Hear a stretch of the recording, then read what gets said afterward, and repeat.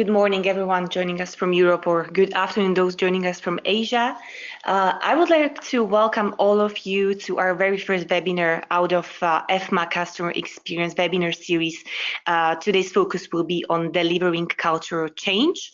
My name is Barbara. I will be your today's moderator. And before I pass it over to our wonderful speakers, I would like to share with you a couple of important information about today's session. First of all, it's a pleasure to welcome our two fantastic speakers. The session is going to be hosted and the discussion will be also driven by John Berry, who is a senior advisor from EFMA. So John, pleasure welcoming you to today's session.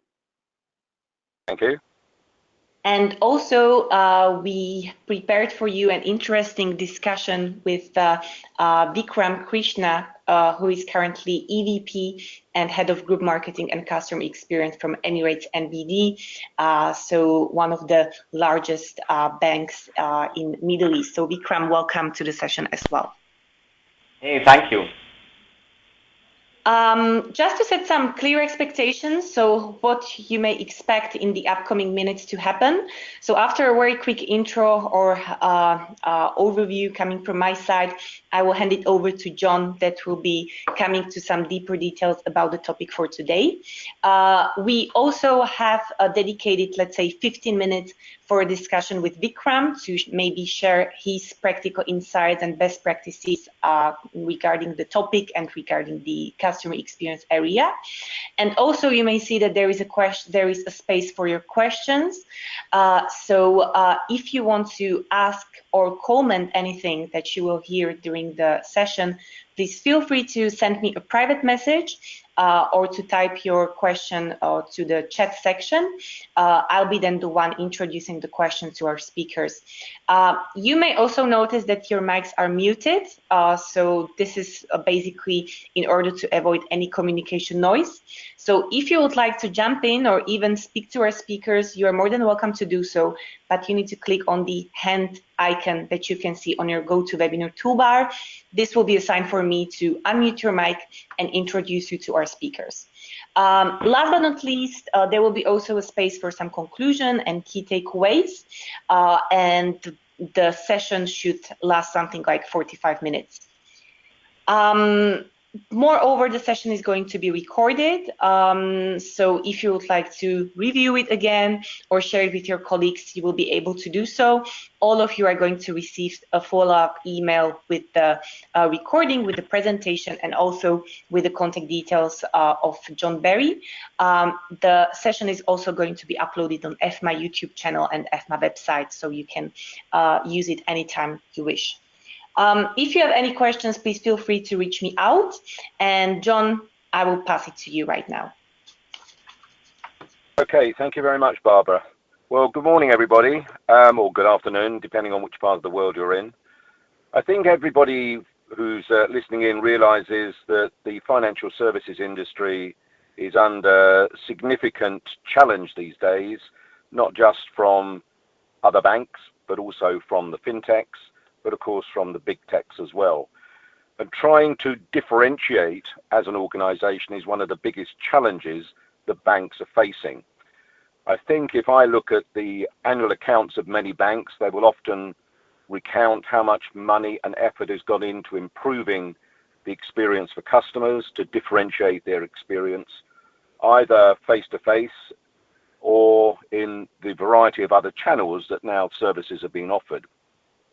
I'm not entirely convinced that throughout the world, customers see this differentiation. I think there is a great deal of commoditization within the product arena, same products, same price, or similar products, similar prices, similar processes. So trying to create something different is a real challenge.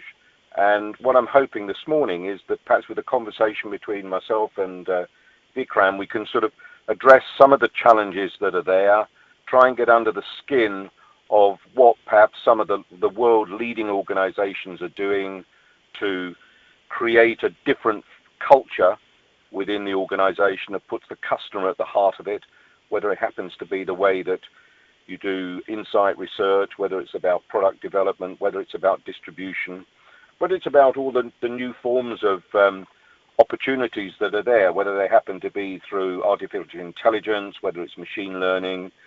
Clearly, big data is a big issue. It's more about being personal with the customer, treating them as an individual.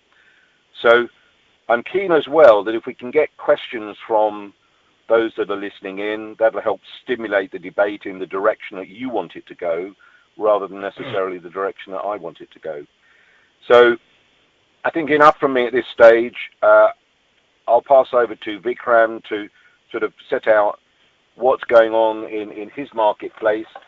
There's no doubt his organization is one that has been leading significant change across the Middle East, making a big difference in terms of distribution and the whole customer experience. So I think we're extremely pleased to have the opportunity to hear from him this morning and learn some of the insights as to how they've made it so successful in that market and how that learning can be taken elsewhere around the globe. So Vikram, the ball is passed to you. Hey, thanks, John, and thanks, EFMA, for this call. We are delighted to be on this. So just to sort of set a context for those who don't know us, we're a leading bank, as John mentioned, based in the Middle East. We were founded in 1963, and two banks, Emirates Bank and National Bank of Dubai, merged together in 1997 through 1999. 2007 to 2009, and then that made Emirates NBD, which is amongst the leading banking groups in the region. We have about $143 billion of assets. We're a large retail franchise, particularly in the UAE. Close to 25% of the banking customers in the UAE bank with Emirates NBD. We also have a growing presence in Saudi Arabia, Egypt, and we are in advanced stages of buying over a bank in Turkey called Deniz Bank. I think a few things that have stood out for us has been our focus on innovation and digitization. So we are in the process of a large digital transformation program, and equally we are in the process of transforming our technology stack so that we are more and more geared up towards delivering to the needs of the customers here. So UAE in particular is is actually quite a unique market because we have, our customers belong to close to 190 countries. So just to set this as a context, 90% of the citizens of this country are actually expatriates. So only 10% of this country are locals, and they come from all over the world. So our biggest challenge, as we see as an organization, is that how do you meet the needs and the diverse needs of clients across different income groups where English may not be the primary language. So we deliver that through various programs, and I think it'll be fun to talk about them. John, as a part of the call later on. No, that's true. I think what's sort of interesting then is when you're dealing with so many people from so many different cultures, how are you working within your own organization to engender a cultural change that puts customer first when you've got so many different cultures you're dealing with? Because, I spend my time working around the world with retail banks, and, whilst the broad requirements of a customers are similar, there are significant cultural differences, and therefore making adaptations from market to market is understanding. But when you've got so many different cultures you're dealing with, does that become more of a challenge for you? How have you actually overcome those issues in delivering cultural change across the business? I think that's it's fascinating because if customers are really at the heart of everything that you do, then some of these bigger questions become slightly easier to answer. But also, what adds to the complication is that we've got staff from 90 plus nationalities dealing with these 190 nationalities who are our customers. So that adds further complexity to the mix. But I think there are a few things that we do consistently, and that helps us in the place that we are in the moment. I think first is that any new product, any new service that we introduce, customers at the heart of it. We go through a whole range of testing, through research, through pilots, and then we make sure that what we're putting out there is something that meets their needs. Second, we're also focused on understanding what are the product structures that this diverse customer profile needs, and how do we make sure that those product structures are geared up, in a manner of speaking that we're able to then cater to the needs that they have. So a couple of examples I want to give in that context is one is remittance. So remittance is big business here, as I said, because of a large expat population. So you can actually get onto our Emirates NBD mobile app or online banking platform, and within 60 seconds to different countries across the world, a remittance goes. And that's been one of our most successful products in recent times, and it's quite popular. The other one that I wanted to mention to you is Live, which is our digital bank for millennials. So Live is almost like a bank within a bank, and it is catering to the unique needs that millennials have, who are largely mobile-centric in their daily lives. So Live is a mobile-only proposition for millennials, and it's the fastest-growing bank in the country as we speak. We've got almost 250,000 customers banking with us. It was launched about 14 months back, so we're actually really pleased with the way it's gone. So I think it's a combination of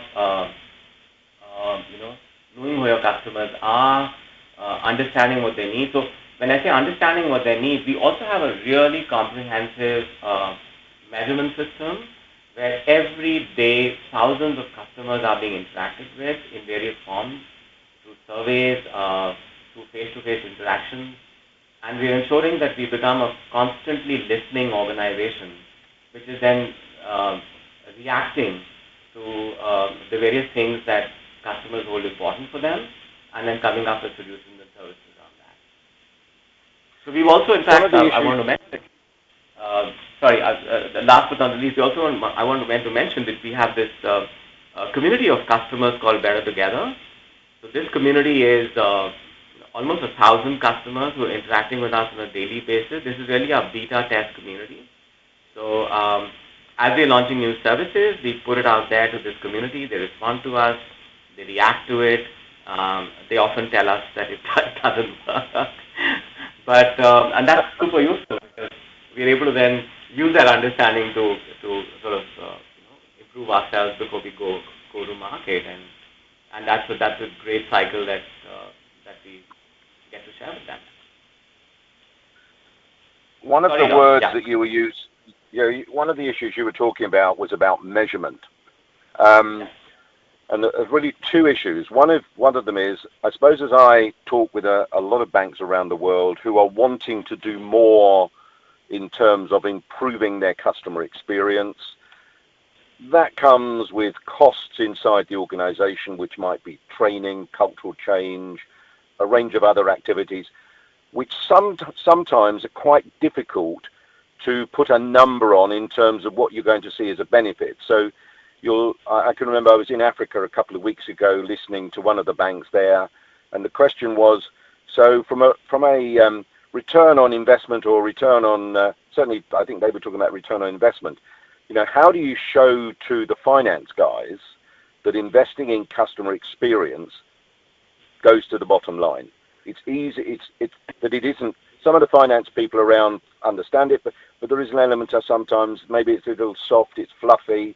Can you really pin that if you improve experience, you're going to see an improvement in your bottom line performance? Thankfully for us, we didn't have much of a challenge convincing finance, because in a market like ours, there are just about 3.5 million bankable customers. There are about 46 banks. And and if I talk about the wealth management companies, then we have this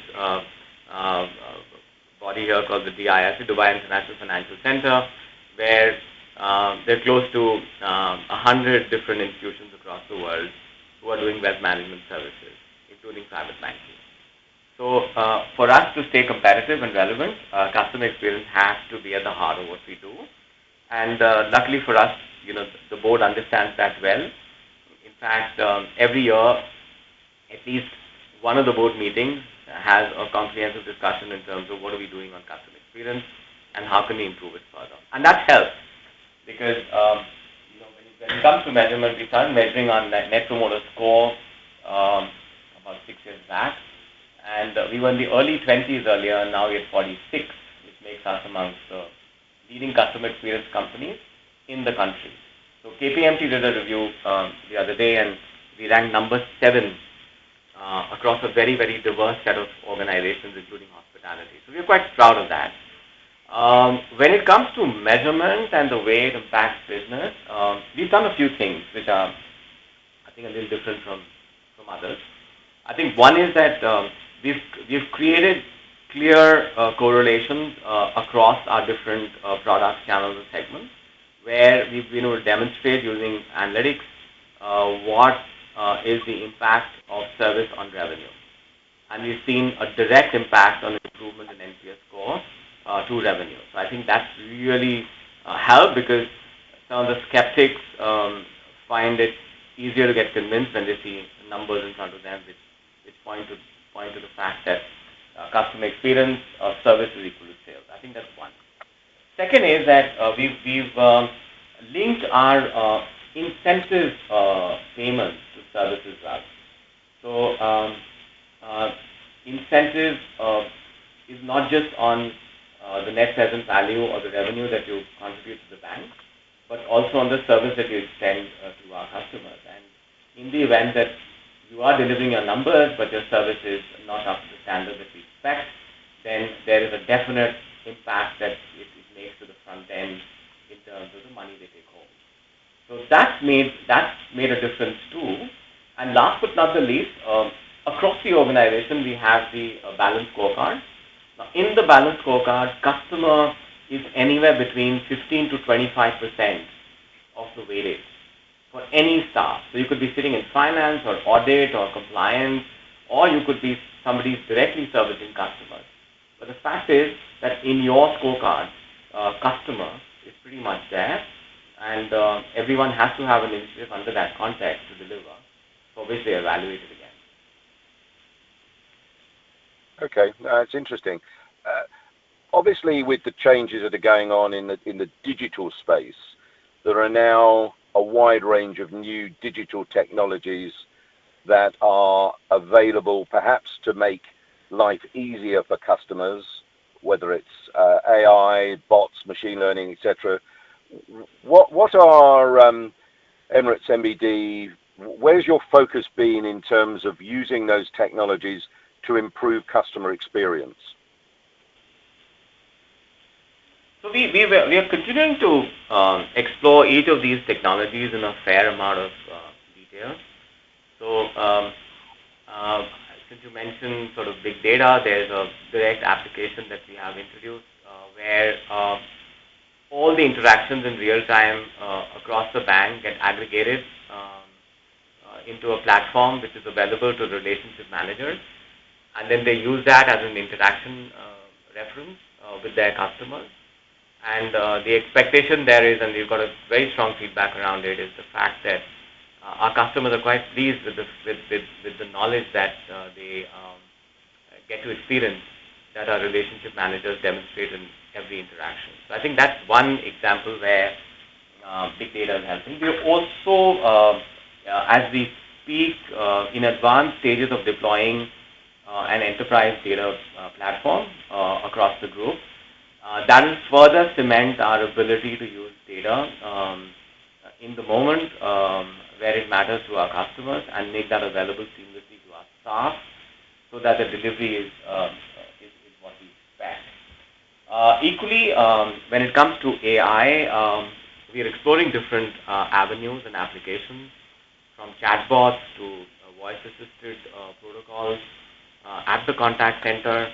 In fact, we are in advanced stages with Amazon to look at how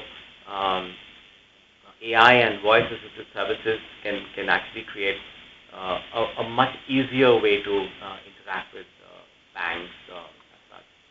And plus, when it comes to blockchain, we are investing in blockchain capabilities as well. So some of the few examples of successful deployment of blockchain are at the bank as we speak, and we're looking at scaling that up significantly. And last but not the least, we have robotic processes that we have introduced. So, for want of a better number, I think we have close to 50 processes that are in advanced stages of getting implemented. And I think we've already had early successes across at least a dozen odd processes where we've seen the benefits both from an efficiency perspective as well as from the side of customer experience. It was interesting. You were mentioning Amazon amongst the issues that you were just talking about. What other industries have you sort of been looking at in terms of learning from? You know, are you active as a bank in terms of looking at other sectors to try and take learning from them? Where have the biggest learnings come from? You know, is it the Amazons? Is it hospitality? Where is the bank active in terms of seeking out the excellence that other industries you can take and learn and bring into banking? So I must admit that we are always seeking inspiration. So we are constantly looking at industries and companies across the world that are raising the bar when it comes to customer experience. So I think first I'd like to talk about is the airline industry. So Emirates Airlines is they're part of the same group, and I think they've really raised the bar when it comes to not just the delivery of service, but also the way they manage to scale that up consistently. So we are constantly looking at what Emirates Airlines is doing, and we've also managed to differentiate our services for personal banking, priority banking, and private banking customers a bit from that context. We're also looking at very actively the hospitality sector. So Dubai in particular has a very, very strong tourism economy. In fact, there are almost 110,000 five-star hotel rooms a night per day in this small city alone.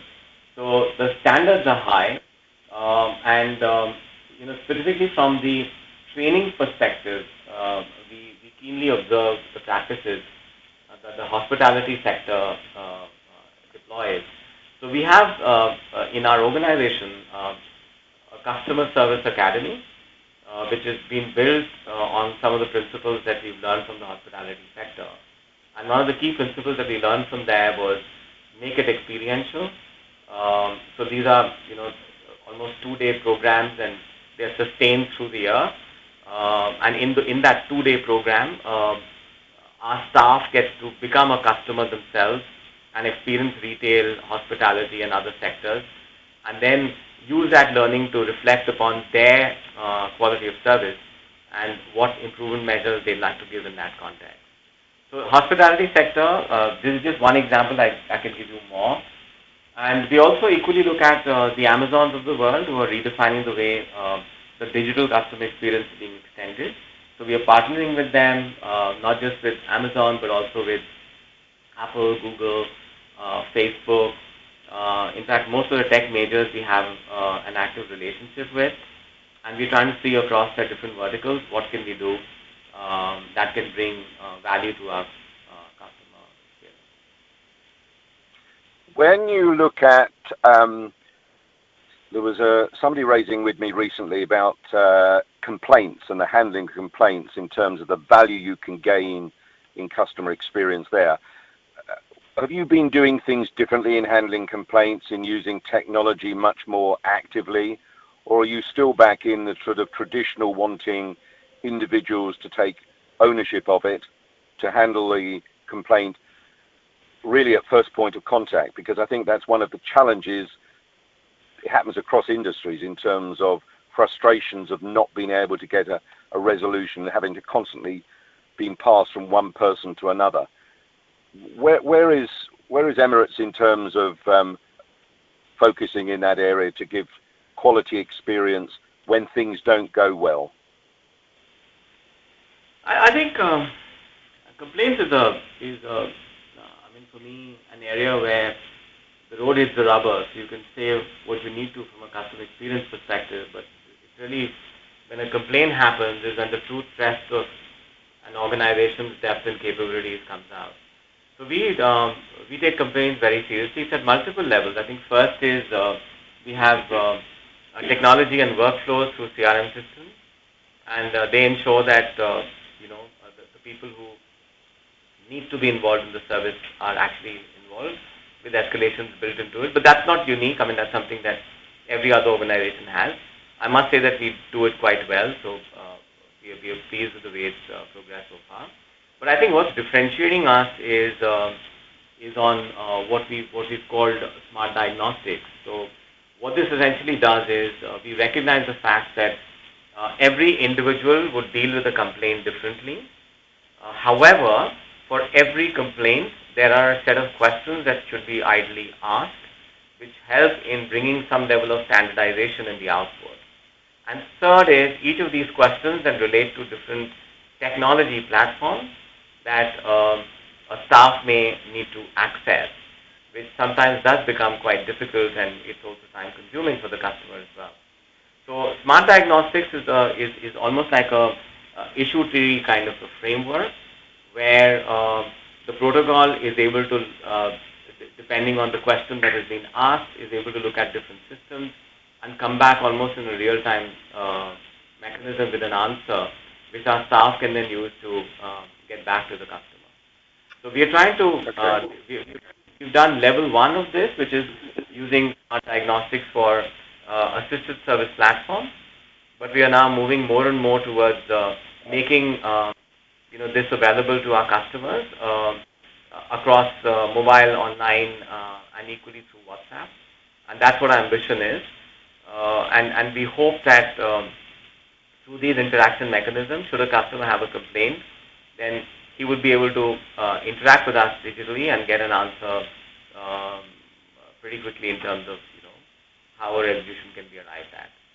So we are progressing well. The initial pilot that we've done, we've got about 15 services that we've launched through this platform, and we're seeing a 50% containment rate in terms of first-time resolution. Okay, all right, that's good. I think Barbara's got a question. Exactly. If I may interrupt you, we have a question from the audience for Vikram mainly. You've been talking about some out-of-industry examples, like of the customer experience, let's say, leading examples. There is a question like, for Emirates NBD, which bank do you consider as a kind of benchmark for your bank in terms of customer experience strategy, and also why?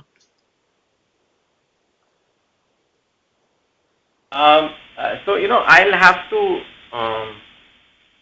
give a slightly controversial answer, and I don't want to sound arrogant at all, so please accept that with humility. I think we as bankers need to look at outside our industry, because what's happening outside our industry is far more interesting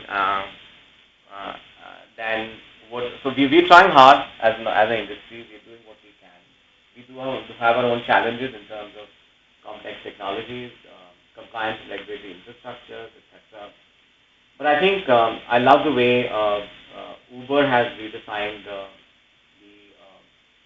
experience for its customers. I love the way Booking.com has completely transformed the travel industry. I love the way TripAdvisor has looked at the way travel should be redefined. We're also very, very interested to see, how healthcare industry is moving on. So how they're moving from sick care to healthcare, and how they're providing proactive and comprehensive solutions to customers. So I think it's a mixed bag of many other industries and very, very specific companies within the industry. Yes, in banking, some of the newer challenger banks have done a commendable job. We have one which is Live, where a bank account gets opened within 2.5 to 3 minutes, and that's comparable to what the Revoluts of and the N26 of the world promise. But I just feel that we can all do a much better job than this. Okay. It's sort of interesting. Yeah, Sorry, Barbara, go on. Go ahead, John. I mean, maybe I was also wanted to ask you, like, from the general perspective, like, what's your point here? Maybe which kind of institutions you would like really maybe select as with regard to this customer experience strategy. But yeah, please continue. Yeah, I mean, I suppose when I look from a personal point of view, when I look at the customer experience, generally speaking, you look outside of financial services. Financial services has got some good organizations doing great things. I think of organizations like maybe USAA in the States. They're a member of EFMA, so you can find out details about them from the EFMA website. Organizations like Handelsbank in Sweden have also been extremely good in giving quality customer experience. They operate through a number of Nordic countries and down into the UK as well. I suppose if you look to the sort of east, you often will see DBS as being one of the ones that people often will speak about in terms of how they approach things, how they're generating not only a return on investments, but also significantly high levels of customer experience. What I find interesting, though, is you have a scenario where you have a number of major consultancies, including the likes of Gartner, Oracle, A.T. Kearney, all of whom have questioned the future of the banking industry and the survival of some of the banking organizations. And it's in some extremes, certainly with Gartner, their view is that 80% of them, will struggle by the time we get to 2030, which is not that long ahead. And with what's going on in the big tech environment, when you see what Amazon are doing, when you see what Alibaba are doing, those organizations are using their data very, very efficiently to be able to give a very personal service to customers, for which customers are prepared to pay a price for that service. And I think that the challenge for the banks is trying to learning from those other organizations. I think there are banks around. It's quite interesting how even with EFMA events, trying to get non-banks to come as speakers is quite a challenge. You often find banks will come and talk and share what they do, but some of these other organizations not quite so keen to come and share. And I think if you can get to see them, get to see other organizations, the hospitality, Disney are a great organizations for experience. A lot of organizations from all industries go to the Disney Institute in Florida to learn. And I think it's those ones that are shaping people's customers' expectations. They're raising the bar, and it's a big challenge for the banking industry, whether it's in terms of physical distribution or within the digital space. And the pace of change is huge, and the cost that goes alongside it is huge as well. I wonder, Vikram, whether maybe you can just share a little bit about what you're doing, perhaps initially in the physical space, with some of your new innovations there to try and differentiate yourself in that space. Yeah. So in the physical space, I think there are a few things that we're trying to do to add value to our customers. I think one is we've introduced tablet banking across all our centers. So when you come into any of our branches, then it's a smooth paperless transaction, and you get access immediately to the product or service that you seek. So we're quite pleased with the way we've progressed there. And I must say that we're quite, from the context of the region, quite advanced. And I'd love to do a demo sometime in terms of how tablet banking adds value to the overall customer experience. So that's one. Second is, the configuration of branches and the design of branches is changing as well. So it's a lot more, while it's a lot more digital, but it's also combined with a lot of training that is being done to our staff so that the touch doesn't get clouded by the digital and the tech glitz and glamour. So tech with a human touch is something that we are constantly harping upon for our people to deliver, because banking has always been about relationships, and I don't think that's going to change in a hurry. Third, what we're doing on the technology side is we're also developing smaller format branches and ATMs. So, for example, if you go to some of our ATMs, you can pretty much do all of the commonly asked banking services at that ATM or CDM.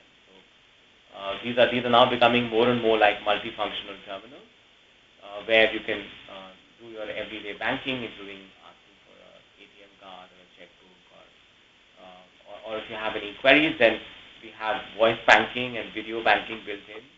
So you can actually just pick up the phone on the machine and talk to one of our agents who comes on the screen and starts having a conversation. So it's a bit of that on the physical space. Sorry. So I'm just going to say, as part of the sort of the changes you talked about, measurement and the like, I suppose what I see in so many places around the world where I think it is better, where the experience the customer receives is better, is where there is greater empowerment within that organization, where the decision making is delegated down as close to the customer as you can get it. And that's where the best is in the terms of retail, for example. Very difficult in the world of banking, or banks find it difficult with compliance and regulatory pressures ever increasing. How do you in your organization address this balance of getting people empowered to make decisions, but the people at the center wanting to ensure they've still got control and everybody's comfortable with the way things are working? So what we're doing here is we've got customer lifetime value for every customer in the organization, and that becomes a point of reference. Sorry, I just think you fade out slightly, so whether you just need to have your talk closer to the mic might be helpful. Okay, so we have that's great. For every customer in the organization a measure which is customer lifetime value, and that is a reference that we use up and down the chain for any financial concession that needs to be extended to the customer. And that's available in different ways to the front-end staff as well. Of course, it can get better, but having said that, there are a whole lot of empowerment that has been extended to the front end, which they can actually easily practice. The challenge in this, what we see not just in our organization but with others as well, is the difference between having those capabilities and using those capabilities as well. So from a customer experience perspective, I do find that sometimes, despite the fact that you've given the full stack of capabilities to a front-end professional, they may or may not get to use it and deliver that to clients. So that's where training comes in, that's where incentivization comes in.